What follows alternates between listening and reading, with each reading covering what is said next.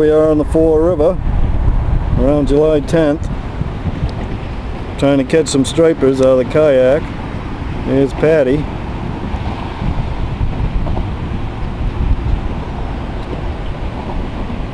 And we're going to be heading over this way under the 295 bridge.